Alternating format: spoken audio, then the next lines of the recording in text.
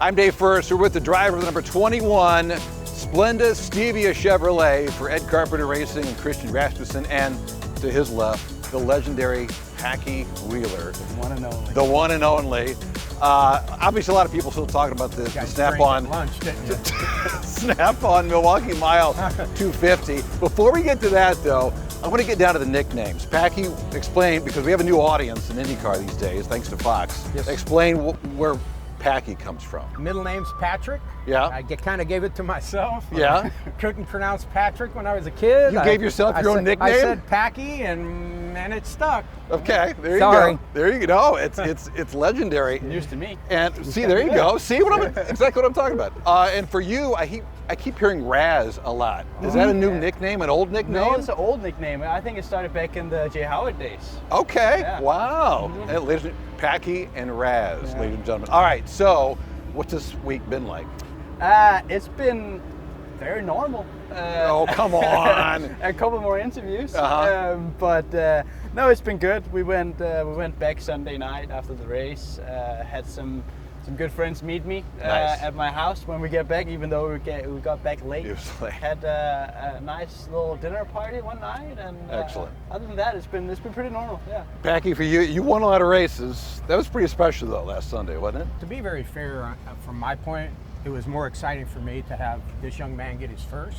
Really? To have Ed Carpenter get one, Yep. you know, since been a 5 while years for Ed. ago with Yep. Renus, Yep. and obviously having Newell co-owner and sponsor. To see that. The other thing was my son Chris won there at Milwaukee, his only gig spotting. with Board A, right? A. Yep. And so, and to have him there and have my son come down and give me a hug, I mean, that to me was the deal. Yeah. But this was a lot of first-time crew guys that have won, and this team really deserved it. And I just, that's just my point of it. But yeah, it was really special. The relationship with the driver and spotter is pretty unique. So let's kind of go through the restart with 29 to go. You had a fresh set of Firestones on. The top three did not pit, so you had the advantage, but you still had the 5 in front of you, the 7 in front of you, your teammate, Alexander Rossi. And a bunch of lap cars too. And a bunch of laps. Well, what were you thinking at that point? Yeah, I mean, you weren't thinking win at that point, right? No, not really, because especially with how deep in the line we were. I knew the whole race I'd been pretty good on when I was out on new tires, even compared to other cars on new tires. So I thought we'd do all right, you know, but just kind of take it one car at a time and then see where we would end up. Yeah. Pretty quickly we found ourselves in the top 5. Yeah. And well, let's stop there. Yeah, All right. I mean, you're stuck behind Pato for fit, literally stuck a little bit, right? Yeah, for a lap. Yeah. Yeah. Were you trying to inside, outside? Yeah. You were good around the outside all day. So I tried to go to the inside of Pato into 3, but he hung the outside.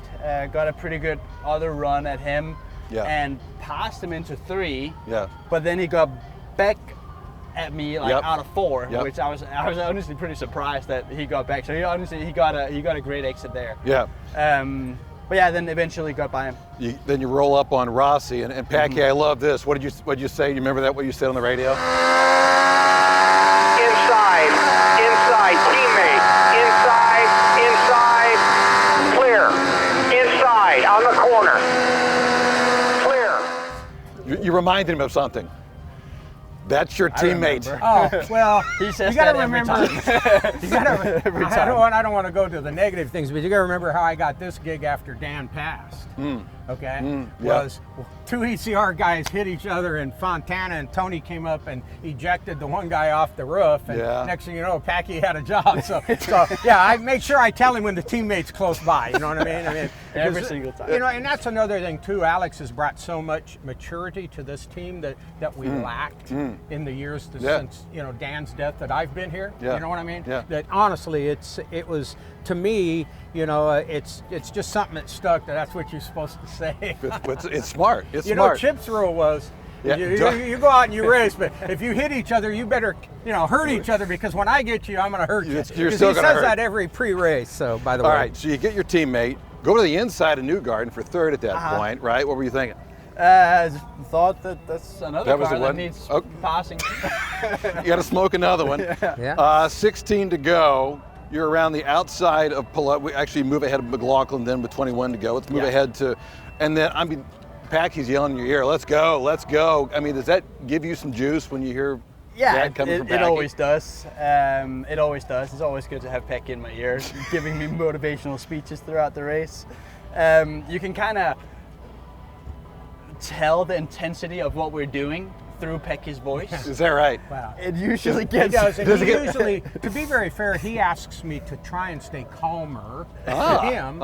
And the analogy is kind of like if you think of a jockey on a horse. Okay. So I've had some guys that I needed to go to the whip, you know, to kind of get them to go. Right. This guy here, I got the strategist in this year going, keep him calm, keep him calm, keep him. And there's no keeping him calm. I mean, he's out there to race, and I think that's kind of cool. But it's pulling back on the bridle or whatever, as opposed to going to the whip with him. And it's a fine line, right? No, it is. It is. All right, so you get Palou. I mean, he moves over, but then it's a good battle there, right? He puts up a little bit of a fight.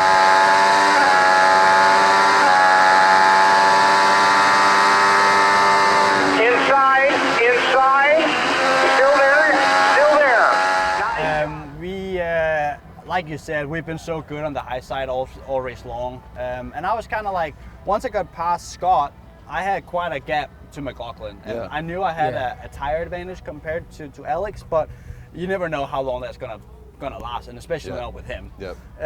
So just took it lap by lap, closed up that gap. And once I got close to him, I knew I wanted to get it done fairly quick, as long as I had that tire advantage.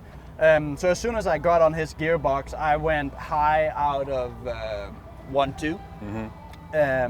Got a good run at him down the back straight. He went to the inside to defend, and I rolled his outside. And we were side by side through all 3 and 4. And then cleared him into turn 1. Actually cleared him there at the end, if you remember. But then if you look at that clip, he kind of gets back underneath the rear just a tad bit. Because I remember calling him clear, but then it was kind of like no back inside. Is he really? Because it was just a little shimmy. There. Stick with it. Inside, still there. You're clear.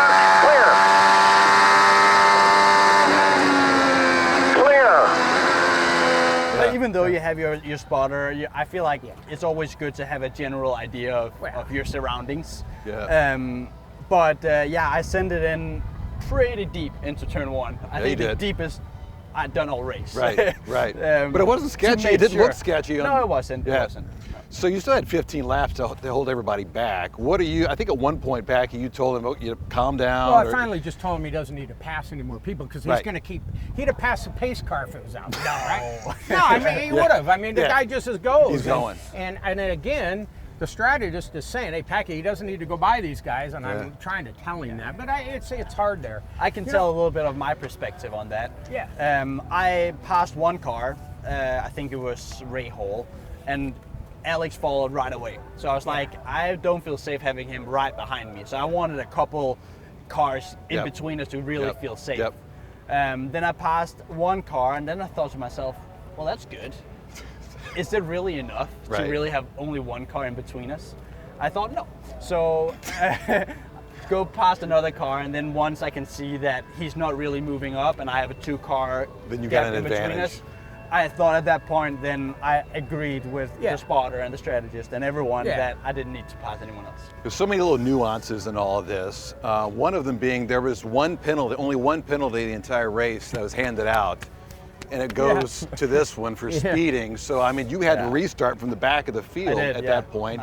So it's remarkable, Packy, what he did, period, but to do it from all the way back. Everybody makes the same thing in St. Louis. But everybody makes a big thing out of it. Did you see how fast he went around those guys and got right back to where he was? I mean, forget that. I mean, it was a penalty that usually you're really kind of worried about things like that. And I'm not saying I wasn't worried about it, but how fast he made that ground up on the restart. Was kind of like there was no penalty at all, to be very fair. Last couple of things, you look at your performance on ovals this year. I think it was a 6th at Indy, obviously a podium at St. Louis, another 6th. I mean, are you saying you're an oval specialist in the NTT INDYCAR Series? I don't know. The ovals has definitely been very good to us this year, and it's a thing that I have taken quite naturally too. I think I saw a stat the other day which I wasn't aware of. But apparently I'm the only driver in history to have won an oval race on all 3 ranks of the Road to Indy and in IndyCar. Which that was pretty cool. But and the Road to Indy, they don't race on a lot of ovals. No, I mean, that says something, Very right? limited. So yeah, absolutely. So that was pretty cool. But yeah, for sure. I mean, oval performances has been really good this year. We're very happy with that, and then we just need everything else to follow. Packy, for you, you won a lot of races. Maybe explain a lot of legendary drivers too, just kind of for this audience. I mean, I've been with a lot of good guys. Okay, the thing I would say about a spotter that I think he'll agree, but he's maybe not mature enough to really say this. No, I mean, when I spotted for Scott Dixon, who's one of the best that's ever done this. Okay, Scott took me aside and he said to me, he just goes, "Hey, Packy, do you understand that I see 75 to 80% before you ever tell me? But it's that 20 to 25% that I don't. That's why I need you." And it was the same thing with Dan. So Dan Weldon we're talking about. These guys win races because of their ability. They have mirrors.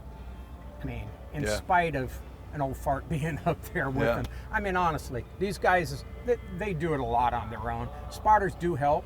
There's some times where he's coming around, like there was an instance a couple of times where someone's checking up the cars in front of him that he can't see, allows him to get into position and not get trapped.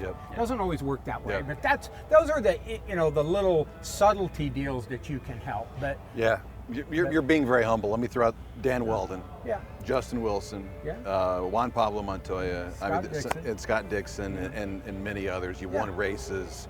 There's a lot of emotion connected, obviously, with Dan and with Justin as well. Where does a win like this with this young man? I think when you're in like the 33rd year of your career, that it's very special. You know, I mean, you got to remember when Scott rolled off the trailer. I mean, we won everything.